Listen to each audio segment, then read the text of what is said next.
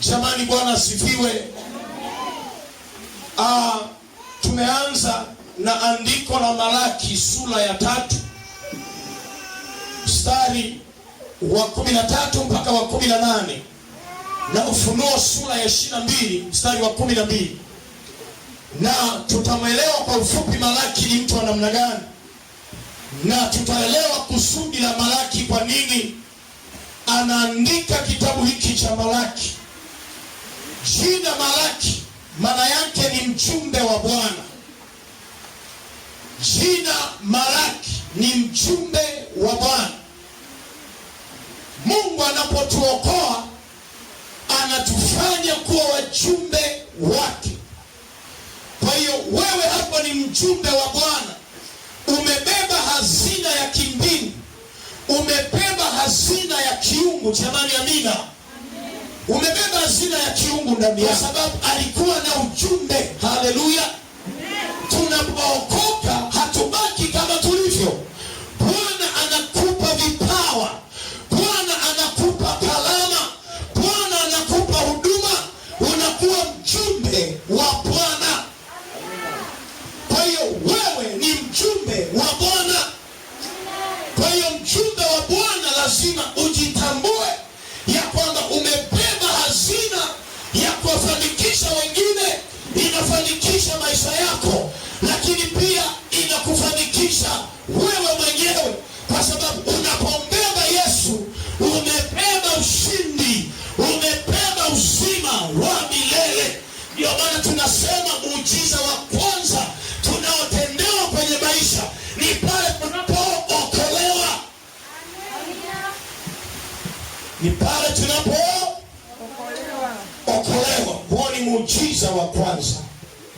Unabii wake Malaki ulilenga au kuhusu uaminifu wa taifa la Israeli juu ya agano la Mungu. Ulilenga uaminifu wa taifa la Israeli juu ya agano la Mungu. Kwa hiyo hakuandika tu ili mradi, isipokuwa aliandika kwa target, aliandika kwa mlengo maalum ndani yake.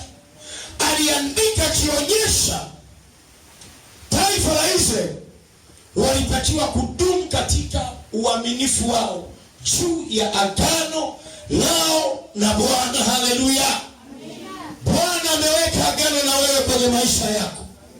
Usisahau hilo, wala usilivunje agano ambalo Mungu ameliweka na maisha yako.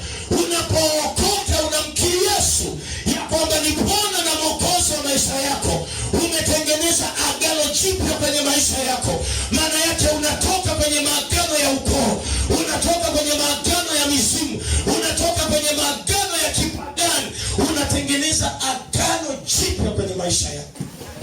Mwambie mwenzako una agano wewe na Mungu. Kila mtu ana agano binafsi na Mungu. Mimi nina agano binafsi na Mungu. Wewe una agano binafsi na Mungu. Unanielewa vizuri? Ndiyo maana unaendelea kung'ang'ana na Bwana. Kwa nini unang'ang'ana na Bwana? Kwa sababu una agano na Bwana. Amen. Unaweza ukapita kwenye changamoto mpaka ukahisi kumwacha Yesu, lakini lile agano Mungu anapolitazama anakukumbusha, anakuhuisha, anasema hebu tuamini kwamba Mungu anaweza kututunza. Jamani, Bwana asifiwe. Tuamini kwamba Mungu anaweza kututunza. Maana hata akikuachia hapo na koiba na kuficha, uwezi hata kufanya kitu kikubwa. Cha Bwana tumpe nani jamani? Tumpe Bwana. Kwa hiyo wenzetu wakaanza kuliacha agano taratibu, taratibu, taratibu. Wakawa wanaingiza ibada za sanamu, wanaingiza mambo ya ajabu, wananyanyasa maskini, wanazulumu watu. Kwa hiyo Malaki Mungu anamwinua ili kuwakumbusha warejee kwa Bwana.